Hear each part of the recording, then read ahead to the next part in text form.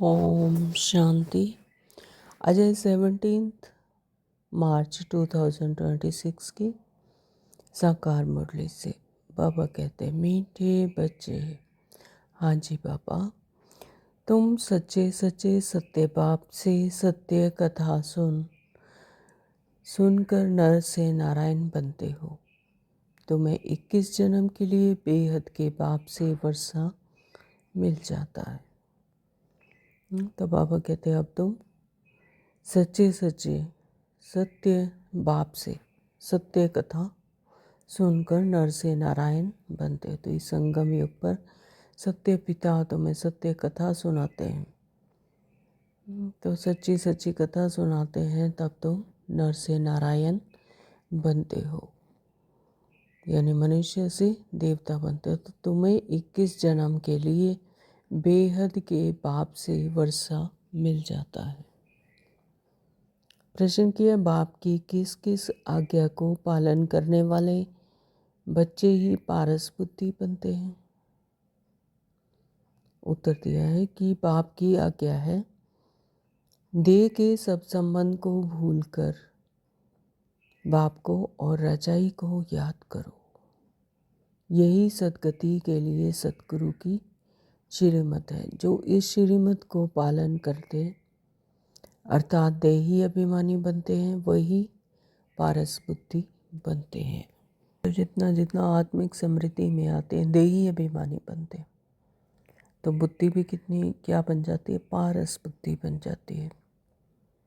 अभी क्या है, सभी पत्थर बुद्धि, यानी रावण राज्य में है, विकारों से ग्रसित है ना। तो बाप की आज्ञा है कि देह और देह के सब संबंधों को भूलकर, यानी अपने देह भान को भूलकर, तो वो बॉडी कॉन्शियसनेस को भूलकर बाप को जब याद करते हैं, राजाई को याद करते हैं, तो फिर क्या बन जाते हैं? पारस बुद्धि बन जाते हैं। यही सद्गति के लिए सतगुरु की श्रीमत है कि अपने देह के सब संबंधों को भूल बाप को और रजाई को याद करें। तो जो इस श्रीमत को पालन करते हैं, अर्थात देही अभिमानी बनते हैं, सोल कॉन्शियसनेस बनते हैं, वही फिर क्या बनते हैं? पारस बुद्धि बनते हैं। गीत है, आज अंधेरे में हम इंसान। ओम शांति। ओम शांति बाबा। तो यह कलयुगी दुनिया है, सब अंधेरे में है। यही भारत सोचने में था। जब यह भारत स्वर्ग था, तो यही भारतवासी जो अब अपने को हिंदू कहलाते हैं, यह असल देवी देवताएं थे।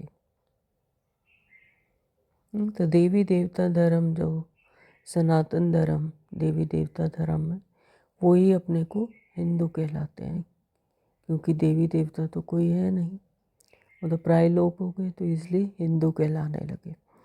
तो भारतवासी स्वर्गवासी थे, भारतवासी ही थे जो स्वर्गवासी थे, स्वर्ग के वासी थे। तो जब कोई धर्म नहीं था, एक ही धर्म था। स्वर्ग, वैकुंठ, बहिष्ठ, हेवन, ये सब भारत के ही नाम थे। भारत प्राचीन, पवित्र, बहुत बहुत धनवान था। अभी तो भारत कंगाल है, क्योंकि अब कलयुगी है। वह सतयुग था। तुम सब भारतवासी हो, तुम जानते हो हम अंधियारे में हैं। जब स्वर्ग में थे तो सोच रहे में थे। जब आत्मा को अपनी आत्मिक समृद्धि थी, अपने मूल गुणों की, अपने आप की, तो अवेयरनेस थी, तो सोच रहे में थे। लेकिन बाबा कहते हैं, अब तुम अंधियारे में हो, क्योंकि अपने आप को ही नहीं जानते, अपने मूल गुणों से ही बेमुख हो गए। तो स्वर्ग की राजेश्वरी लक्ष्मी नारायण थे। उनको सुखधाम कहा जाता है। नए नए आते हैं तो बाप फिर समझाते हैं, बाप से ही तुमको स्वर्ग का वर्षा लेना है। ऐसे नहीं कि रावण सिर्फ लंका में था और राम भारत में था और उसने आकर सीता चुराई, है ना। तो यहाँ पर सीताएं कौन है? सभी आत्माएं।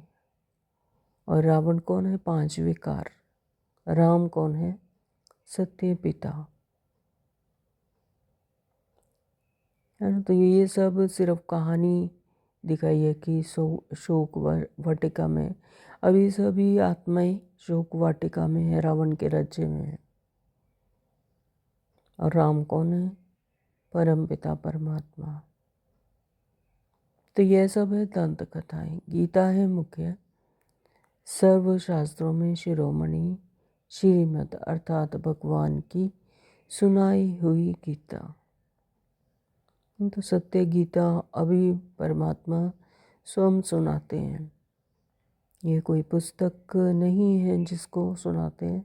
सत्य सत्य गीता परमात्मा पिता स्वयं आकर सुनाते हैं। मनुष्य तो कोई की सदगति कर नहीं सकते। तो मनुष्य जो 5 तत्वों की दुनिया में आते, जीवन मरण में आते हैं, स्वयं ही इस रावण राज्य में फंसे हुए हैं। तो मनुष्य की कोई सदगति नहीं कर सकते।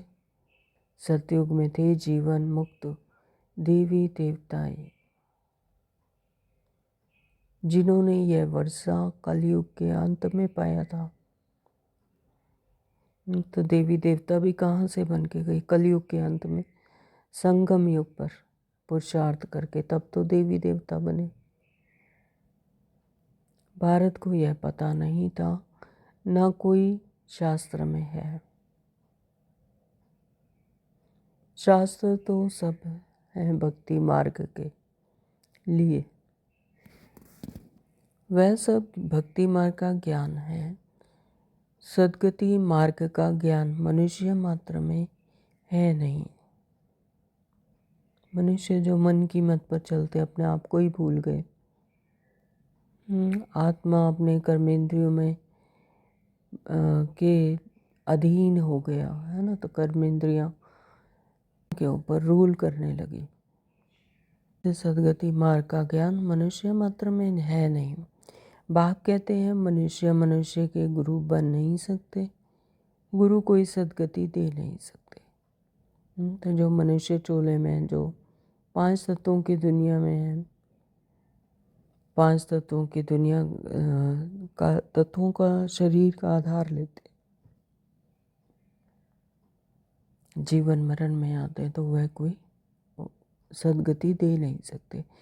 उन्हें वह गुरु कहेंगे भक्ति करो, दान पुण्य करो। भक्ति द्वापर से चली आई है। भक्ति यानी मांगना, भक्ति में दान पुण्य करते हैं, और ये द्वापर से चले आई। अपने ही मूल गुणों को मांग रहे, शांति दो, शक्ति दो, आनंद दो, पवित्रता दो, है ना। पवित्रता, पतित पावन पवित्र बनाओ। तो भक्ति द्वापर से चली आई, जब अपने ही मूल गुणों को भूल गए, जब मनुष्य हो गए, जब मन के मत पर चलने लगे। तो सतयुग त्रेता में है कि प्रारब्ध। सतयुग, यहाँ पर संगम युग पर ये जो प्रारब्ध पुरुषार्थ करके प्रारब्ध पाते हैं, वो किसके लिए? सतयुग और त्रेता के लिए। जैसे जैसे जिसका पुरुषार्थ उस अनुसार वो सतयुग और त्रेता में आकर प्रारब्ध पाते हैं। तो ऐसे नहीं वहाँ यह ज्ञान चला आता है। यह तो जो वर्षा भारत को था, यह बाप से संगम पर ही मिला था, है ना। तो ये ऐसा नहीं है कि वहाँ सतयुग में और त्रेता में कोई ज्ञान देते हैं आकर, नहीं। यह संगम युग पर ही परमात्मा पिता से ज्ञान मिलता है, वो प्रारब्ध भुगते हैं वहाँ पर। तो जो फिर तुमको मिल रहा है, तो अभी ये वही समय है, वही वैल्यूएबल समय है, वही डायमंड युग है जब यह ज्ञान मिल रहा है। भारतवासी नरकवासी महान दुखी बन जाते हैं, तब पुकारते हैं हे पतित पावन दुखहर्ता सुखकर्ता। किसका? Question mark. स्वर्ग का, सर्व का। क्योंकि खास भारत दुनिया आम में 5 विकार हैं ही हैं। बाप है पतित पावन। बाप कहते हैं मैं कल्प के संगम पर आता हूँ और सर्व का सद्गति दाता बनता हूँ। अबलाओं अहिल्याओं गणिकाओं और गुरु लोग जो हैं उनका भी उद्धार मुझे करना है। मतलब कोई भी कैसी भी आत्मा है, कितनी भी पतित हैं, तो बाबा कहते हैं उन सब का उद्धार मुझे ही करना है, क्योंकि यह तो है ही पतित दुनिया। पावन दुनिया सतयुग को कहा जाता है। भारत में लक्ष्मी नारायण का राज्य था, तो ये भारतवासी नहीं जानते कि यह स्वर्ग के मालिक थे। पतित खंड माना झूठ खंड, पावन खंड माना सच खंड। भारत पावन खंड था और इन लक्ष्मी नारायण की सूर्यवंशी डायनेस्टी थी। तो यह भारत है अविनाशी खंड, जो कभी विनाश नहीं होता। भारत क्या है? अविनाशी खंड। हाँ, तो जिसका कभी भी विनाश नहीं होता। कहते हैं ना कि प्रलय हो जाता है तो सब जलमग्न हो जाते हैं, लेकिन पावन ये भारत खंड अविनाशी खंड है, इसका विनाश नहीं होता। जब इनका राज्य था तो और कोई खंड था नहीं। तो जब देवी देवता धर्म था तो और कोई खंड नहीं था। पीपल के पत्ते समान सिर्फ भारत ही था। उसकी शेप जो थी वो उस समय पर पीपल के पत्ते के समान थी। तभी कहते हैं ना कि पीपल के पत्ते पर श्री कृष्ण आया। क्यों? क्योंकि भारत का जो शेप थी वो क्या थी? ज्योग्राफिकली वो पत्ते के समान थी। वह सब बाद में आते हैं। शास्त्रों में सबसे बड़ी भूल तो यह की है कि जो कल्प लाखों वर्ष का लिख दिया है, तो कल्प ही लाखों वर्ष का लिख दिया। तो बाप कहते हैं कि ना तो कल्प लाखों वर्ष का होता है, ना ही सतयुग लाखों वर्ष का होता है। कल्प की आयु 5000 वर्ष है। तो यह फिर कह देते हैं कि मनुष्य 84 लाख जन्म लेते हैं। तो ऐसा शास्त्रों में लिखा है कि 84 लाख जन्म लेते हैं। मनुष्यों को कुत्ता बिल्ली आदि बना दिया है, लेकिन ऐसा नहीं होता। मनुष्य मनुष्य की योनि में ही आता है, कुत्ता बिल्ली नहीं बनता है, परंतु उनका जन्म अलग है। 84 लाख वैरायटी है, मनुष्य की वैरायटी एक है, उनके ही फिर 84 जन्म है।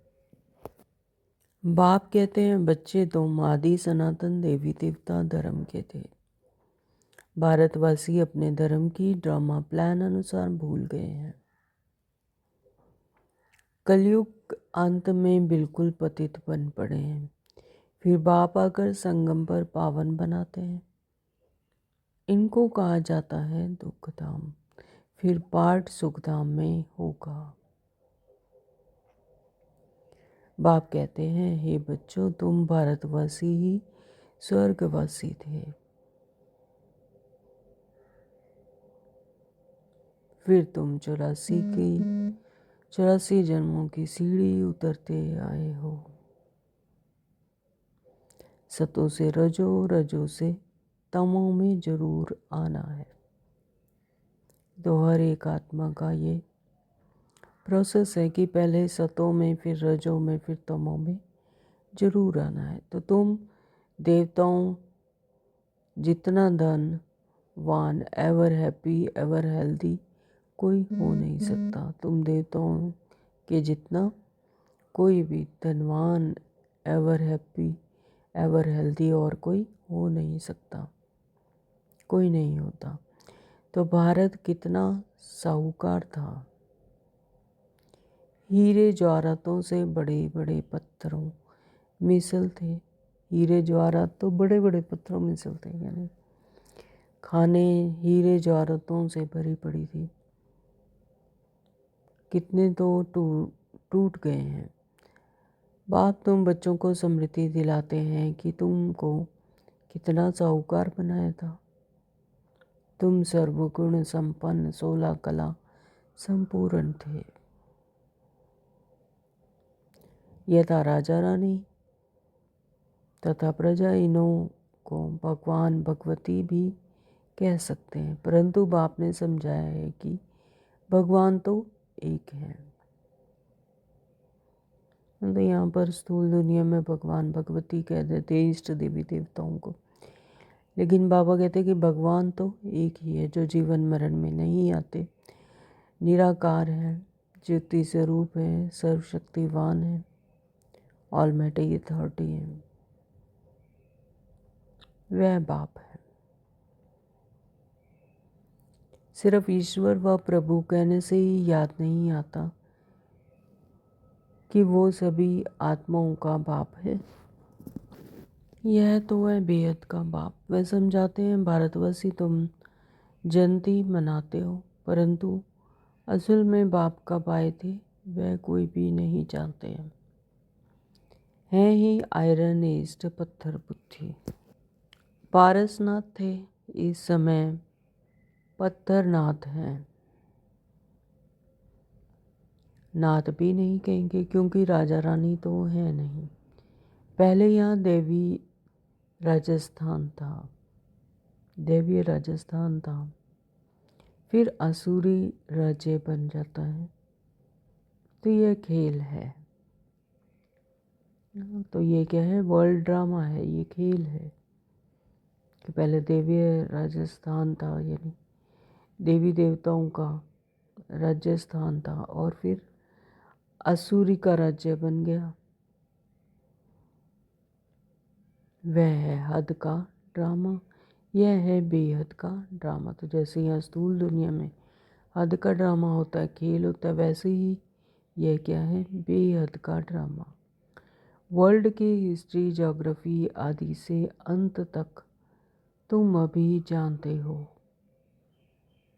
और कोई भी नहीं जानते। भारत में जब देवी देवता थे तो सारी सृष्टि के मालिक थे और भारत में ही थे। बाप भारतवासियों को स्मृति दिलाते हैं सतयुग में आदि सनातन देवी देवता, इन्हों का श्रेष्ठ धर्म श्रेष्ठ कर्म था, फिर 84 जन्मों में उतरना पड़े। तो ये सीढ़ी है, पहले श्रेष्ठ धर्म फिर श्रेष्ठ कर्म था, 84 जन्म में फिर उतरना पड़े, सीढ़ी उतरनी पड़ती है। पहले सतो फिर रजो फिर तमो में आना ही होता है। तो यह बाप बैठ कहानी सुनाते हैं कि अब तुम्हारे बहुत जन्मों के अंत का जन्म है। अभी 1 मिनट के साइलेंस में अशरीरी होकर परमपिता परमात्मा को बिंदु स्वरूप में, ज्योति स्वरूप में याद करेंगे।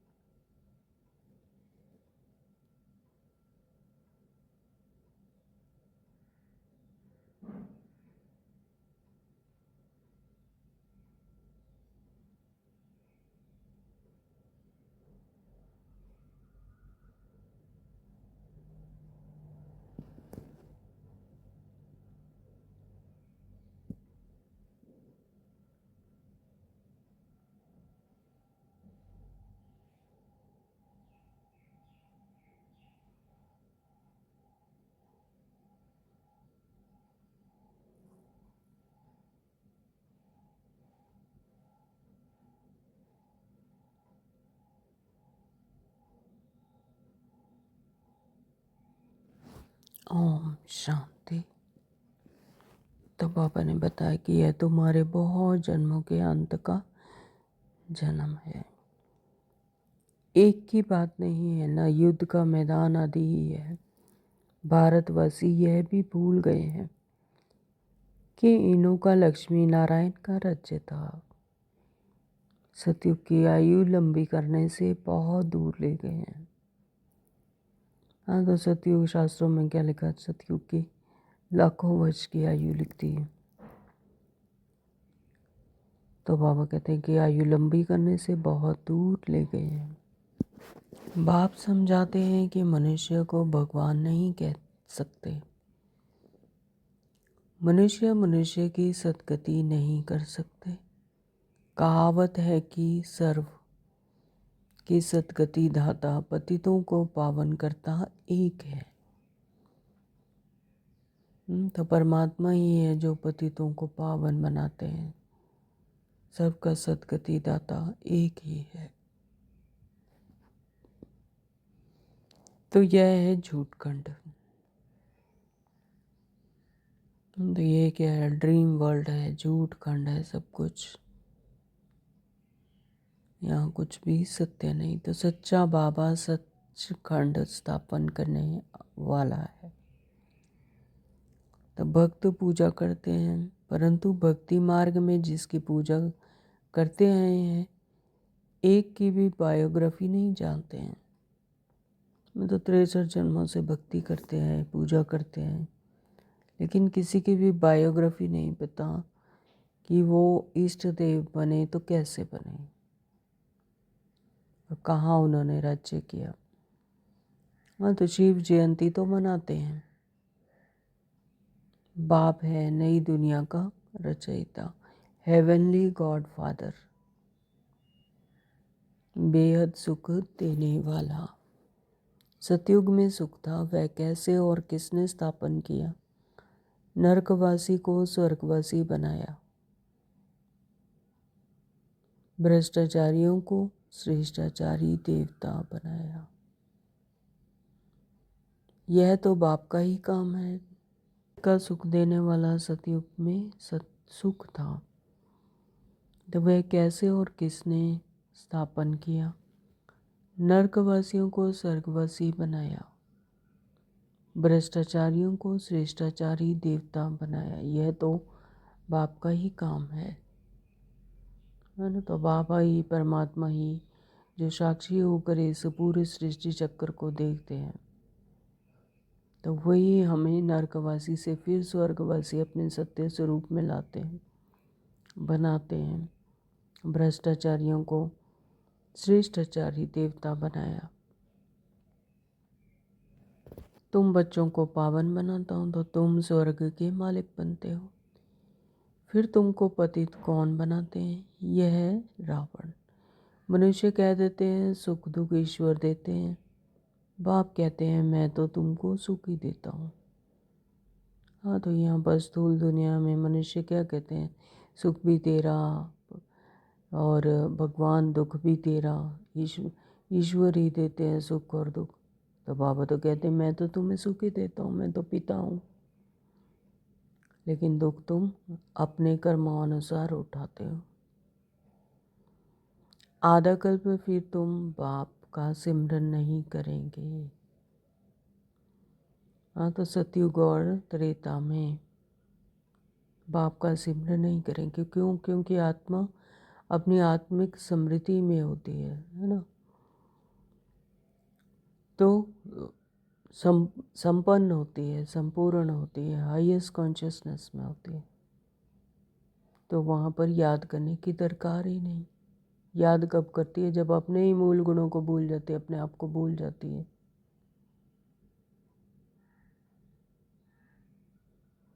फिर जब रावण राज्य होता है तो सबकी पूजा करने लग पड़ते हैं। यह तुम्हारा बहुत जन्मों के अंत का जन्म है। तो ये कौन सा जन्म है? ये 84वां जन्म है। बहुत जन्मों के अंत का जन्म है। कहते हैं बाबा हमने कितने जन्म लिए हैं? बाप कहते, बच्चे तुम अपने जन्मों को नहीं जानते हो। तुमने पूरे 84 जन्म लिए हैं। तुम 21 जन्म लिए बेहद के बाप से वर्षा लेने आए हो, अर्थात सच्चे सच्चे सत्य बाबा से सत्य कथा नर से नारायण बनने का ज्ञान सुनते हो। यह है ज्ञान, वह है भक्ति। तो यह स्पिरिचुअल नॉलेज सुप्रीम रूह आकर देते हैं। बच्चों को दैवी अभिमानी बनना पड़े, अपने को आत्मा निश्चय कर माँ में कम याद करो। शिव बाबा तो सभी आत्माओं का बाप है। आत्माएं सब परम धाम से पाठ बजाने आती हैं शरीर में। इसको कर्म क्षेत्र कहा जाता है। बड़ा भारी खेल है। आत्मा में बुरे व अच्छे संस्कार रहते हैं, जिस अनुसार ही मनुष्य को जन्म मिलता है, अच्छा व बुरा। यह जो पावन था वो अभी पतित है। तत्वम। तो बाबा कहते हैं कि यह जो पावन था अभी पतित है, यानी ब्रह्मा बाबा को कह रहे हैं ऐसे ही तुम भी हो। मुझ बाप को इस पराये रावण की दुनिया में पतित शरीर में आना पड़ता है। आना भी उसमें है जो पहले नंबर में जाना है ना। तो ब्रह्मा बाबा ही अपनी प्रारब्ध बनाकर नंबर 1 पे आते हैं। तो बाबा कहते हैं कि आना भी उसमें है, उनके शरीर के में आधार लेना पड़ता है। तो सूर्यवंशी पूरे 84 जन्म लेते हैं। सूर्यवंशी यानी जो सतयुग में आते हैं, उन्हीं के पूरे 84 जन्म होते हैं। यह है ब्रह्मा और ब्राह्मण बाप समझाते हैं रोज। लेकिन पत्थर बुद्धि को पारस बुद्धि बनाना मासी का घर नहीं है। तो जो मन की मत पर चलते हैं, जो रावण राज्य में फंसे हुए हैं, देह भान में है, पत्थर बुद्धि, तो बाबा कहते हैं उन्हें पारस बुद्धि बनाना कोई मासी का घर नहीं, मतलब इजी काम नहीं है कोई भी। हे आत्माएं, अब देही अभिमानी बनो। हे आत्माएं, एक बाप को याद करो और रजाई को याद करो। तो बाबा रोज रोज एक ही समझाने देते हैं कि आत्माएं एक बाप को याद करो और रजाई को याद करो। देह के संबंधों को जोड़ो तो पारस बुद्धि बन जाएगी। जब देह भान और देह भान के संबंधों से डिटैच होंगे तब तो पारस बुद्धि बनेंगे। मरना तो सबको है, यानी इस शरीर को, इस 5 तत्वों के शरीर को तो छोड़ना सभी को है। सबको अब वानप्रस्थ अवस्था है। सबकी अब वानप्रस्थ अवस्था, वाणी से परे जाने की अवस्था। तो एक सद्गुरु बगैर सर्व का सद्गति दाता कोई हो नहीं सकता। एक ही है, एक ही सत्य गुरु है, वही सद्गति दाता है। और किसी को सद्गति दाता नहीं कहा जा सकता। बाप कहते हैं, हे भारतवासी बच्चों, तुम पहले पारस बुद्धि थे। गाया हुआ है कि आत्मा परमात्मा अलग रहे बहुकाल। तो पहले पहले तुम भारतवासी देवी देवता धर्म वाले आए हो और धर्म वाले पीछे आए हैं। तो उन्हों के जन्म भी थोड़े होते हैं। इस सृष्टि चक्र के झाड़ में जैसे जैसे जिसकी नूंद है तो वो धर्म वाले आए हैं। तो कल्प वृक्ष में सारा दिखाया हुआ है। तो उन्हों के फिर उतने ही जन्म होते हैं, उस अनुसार ही उतने जन्म लेते हैं। तो सारा सृष्टि चक्र का झाड़ कैसे फिरता है वह बाप बैठ समझाते हैं। जो धारणा कर सकते हैं उनके लिए बहुत सहज है। आत्मा धारणा करती है पुण्य आत्मा और पाप आत्मा तो आत्मा बनती है। तो आत्मा ही है जो पाप आत्मा बनती है और पुण्य आत्मा बनती है। सत्कर्म करती है तो पुण्य आत्मा बनती है और पाप कर्म करती है, विकर्मों में फंसती है, देहभान में आकर मैं मेरा लगाती है तो पाप आत्मा बन जाती है।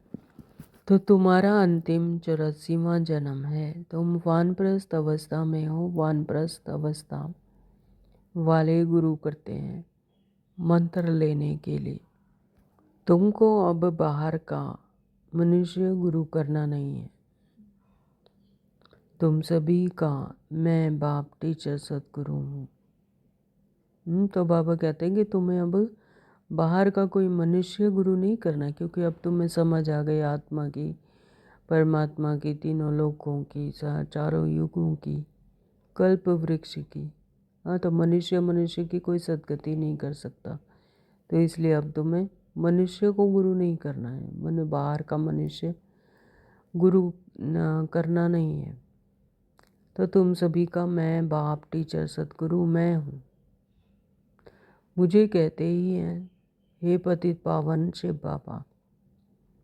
तो अभी समृद्धि आई है, सभी आत्माओं का यह पाप है। आत्मा सत्य है, चैतन्य है, क्योंकि अमर है। सभी आत्माओं में पार्ट भरा हुआ है। पाप भी सत्य चैतन्य है। वह मनुष्य सृष्टि का बीज रूप होने कारण कहते हैं कि मैं सारे झाड़ के आदि मध्य अंत को जानता हूँ। इसलिए तुम नॉलेजफुल कहा जाता है। इसलिए तुम्हें मुझे नॉलेजफुल कहा जाता है। हाँ, तो परमात्मा पिता ये जो साक्षी होकर देखते हैं सारी सृष्टि चक्कर को, तो आदि मध्य अंत का जानते हैं, तो उन्हें ही क्या कहा जाता है? नॉलेजफुल कहा जाता है, ज्ञान का सागर कहा जाता है। तो तुमको भी सारी नॉलेज है कि बीज से झाड़ कैसे निकलता है। झाड़ बढ़ने में तो टाइम लगता है। बाप कहते हैं मैं तो बीज रूप हूँ। अंत में सारा झाड़ जड़ जड़ीभूत अवस्था को पाता है, यानी उसमें कोई भी पावर नहीं रहती, कोई शक्ति नहीं रहती, जड़ जड़ीभूत अवस्था को पाता है। अभी देखो देवी देवता धर्म का फाउंडेशन है नहीं। तो देवी देवता उनके जड़ चित्र और मूर्तियां बनाकर पूजा कर रहे हैं, लेकिन देवी देवता हैं कहाँ? वो तो सब मनुष्य में परिवर्तन हो गए, ट्रांसफॉर्म हो गए, है ना। तो अभी देखो देवी देवता धर्म का फाउंडेशन है नहीं, प्राय लोप है। तो वो क्या हो जाता है? प्राय लोप हो जाते हैं, हिडन हो जाता है। तो जब देवी देवता धर्म गुम हो जाता है तब बाप को आना पड़े।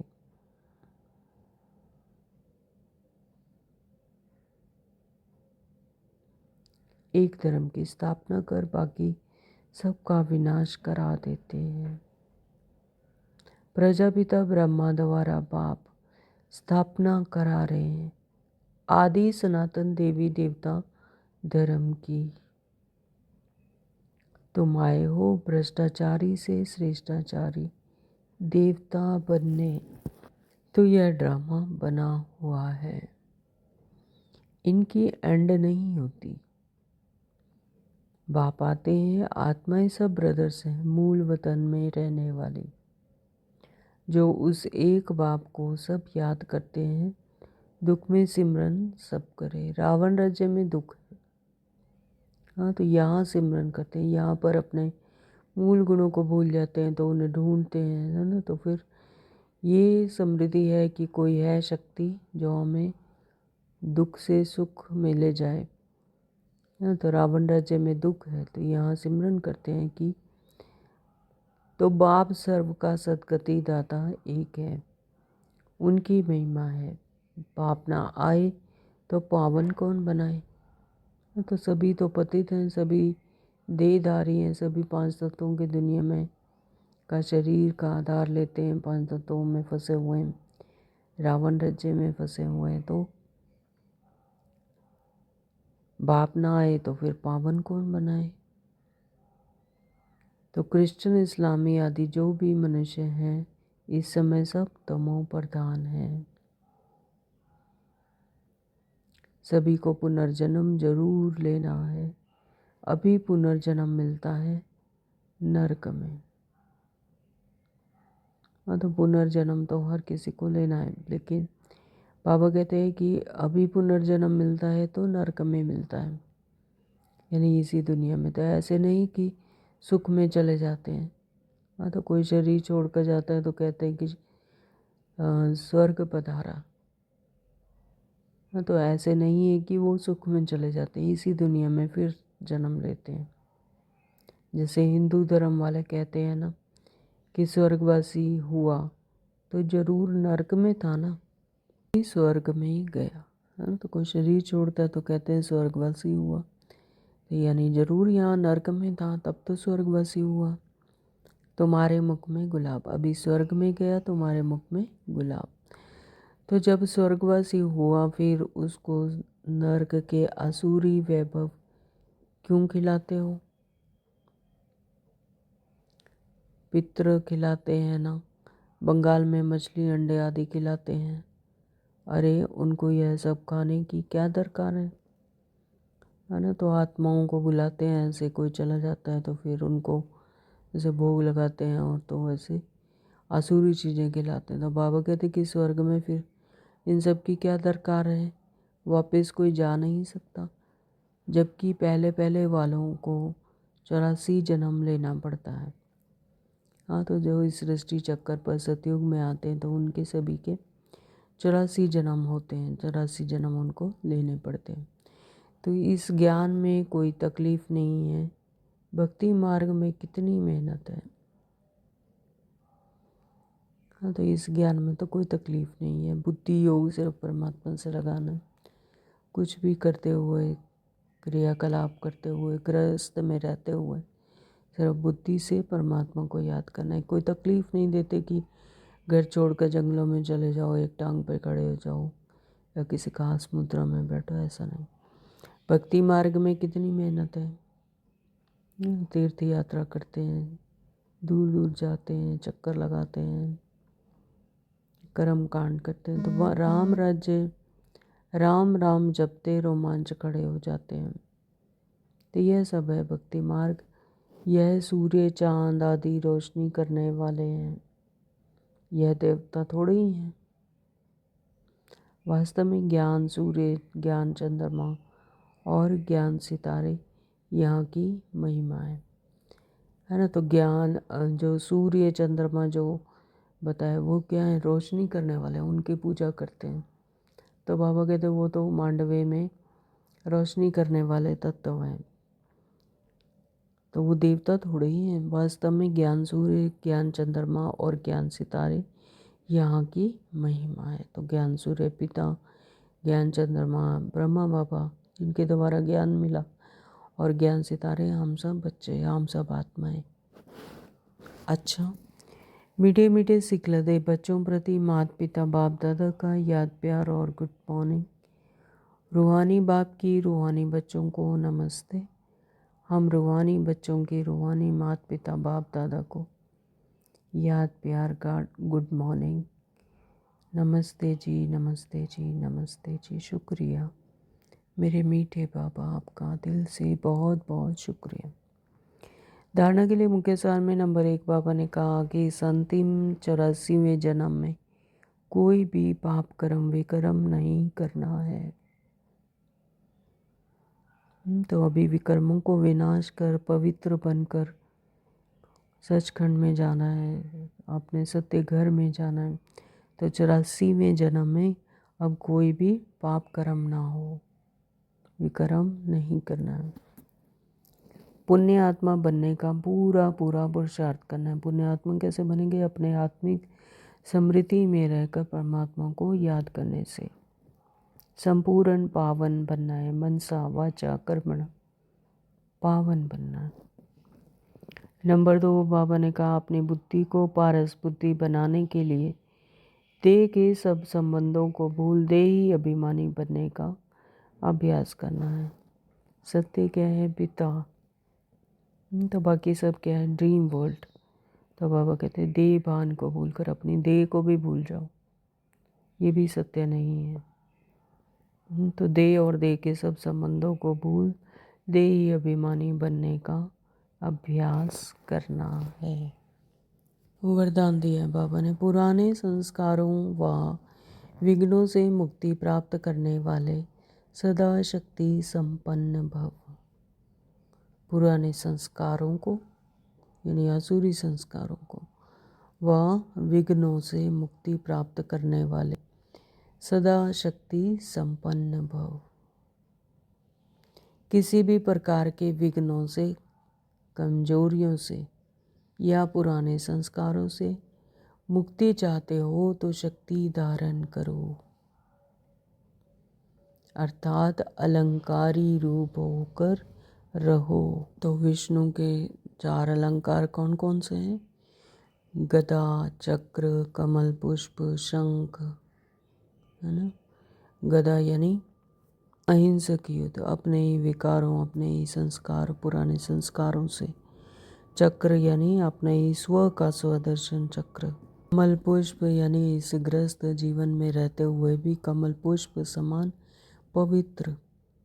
और शंख ध्वनि यानी ज्ञान का मनन चिंतन,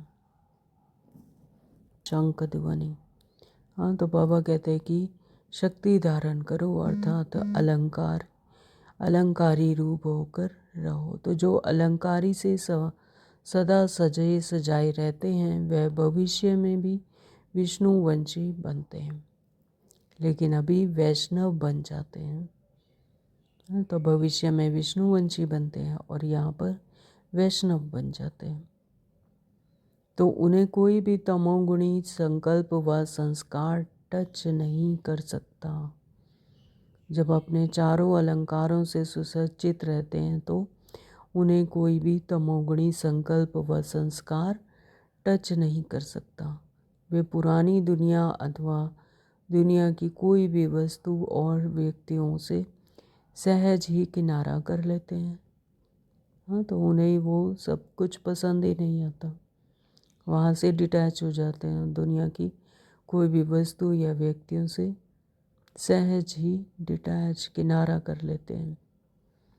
उन्हें कारणे अकारणे भी कोई टच नहीं कर सकता।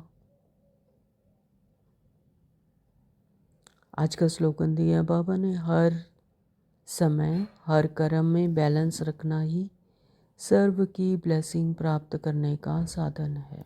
हर समय हर कर्म में बैलेंस रखना ही सर्व की ब्लेसिंग प्राप्त करने का साधन है। तो हर समय जब हर कर्म में बैलेंस रखेंगे तो सबकी ब्लेसिंग प्राप्त होगी, यही इसका साधन है। ओम शांति। आज के ये अव्यक्त इशारे निश्चय के फाउंडेशन को मजबूत कर सदा निर्भय और निश्चिंत रहो। जैसे आपस में 2 मित्र होते हैं तो उनके बीच यदि कोई उनकी गलानी करने आता है तो वह उसके भाव को बदल देते हैं। तो जहाँ निश्चय होता है वहाँ शब्द का भाव बदल साधारण बात हो जाती है। या तो कोई कितनी भी बड़ी बात हो, लेकिन अगर जब उसका भाव बदल दिया जाए तो वो क्या हो जाता है, साधारण हो जाती है। निश्चय, जहाँ पर निश्चय होता है तो वो शब्द का भाव बदल साधारण बात हो जाती है। तो जैसे बाबा कहते हैं कि जो 2 मित्र होते हैं, यदि उनकी बात या उनके कोई आकर दूसरा कोई गिलानी करते हैं, लेकिन वो मित्र उसको बदल देते हैं, उसका भाव बदल देते हैं। तो इसी तरह से तो हर एक की विशेषता को देखो तब अनेक होते हुए भी एक दिखाई देंगे, है ना। हर एक की विशेषता उसका भाव ही बदल जाएगा। जब उसकी विशेषता को देखेंगे तो अनेक होते हुए भी एक दिखाई देंगे, एक मत संगठन हो जाएगा। कोई किसकी गिलानी की बातें सुनाए तो उसे टेका देने के बजाय सुनाने वाले का रूप परिवर्तन कर दो, यानी उसकी सुनी सुनाई बातों पर उसको अटेंशन देने के बजाय बल्कि उसको सुनाने वाले का रूप ही परिवर्तन कर दो। तो फिर क्या होगा, सारे संगठन का एक हो जाएगा, अनेक होते हुए भी एक दिखाई देंगे, विशेषता को देखना है।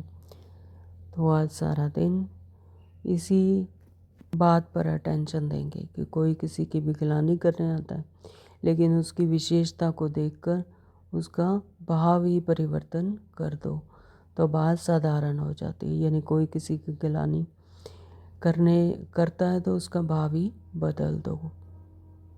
हर किसी की विशेषता को देखो, तो फिर अनेक होते हुए भी एक दिखाई देंगे। अपनी समृद्धि क्या रहे, आत्मिक समृद्धि रहे, अपने प्रति भी और दूसरों के प्रति भी। मैं भी आत्मा और दूसरी भी आत्मा है। ओम शांति। थैंक यू बाबा। बच्चे सुनो, एक पुकार आई है, दूर से रोशनी छाई है, भटके हुए इस अंधियारे में फिर घर की राह दिखाई है। कितने जन्मों का ये सफर था, कितनी यादें, कितनी कहानी, हंसी भी थी इस जीवन में और आंखों में थी हैरानी।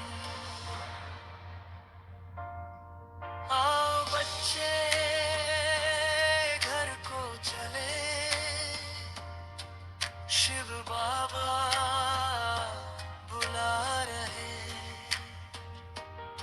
थके हुए इन कदमों को अब सहारा दे रहे। आओ बच्चे घर को चले, याद का दीप जला लो, मन के सारे बोझ उतारो, मुझ में आकर संभालो।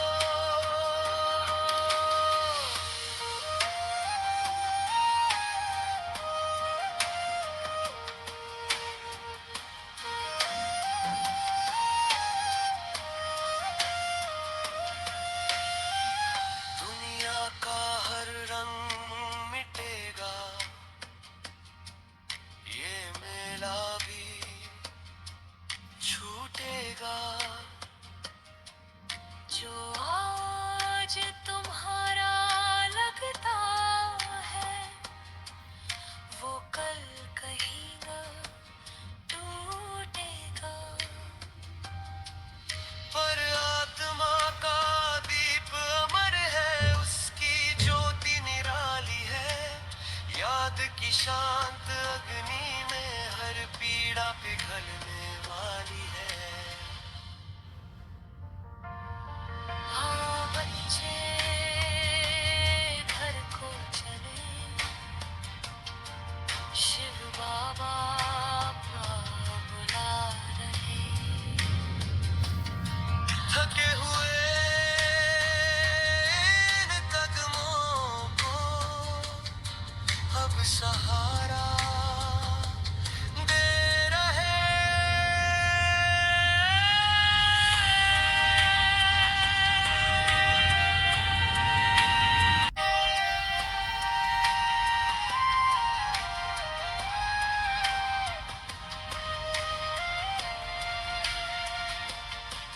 मत डरना इस राह में बच्चे, मैं हर पल संग तुम्हारे हूँ। बस याद करो एक दिल से, मैं घर के द्वार पे खड़ा हूँ।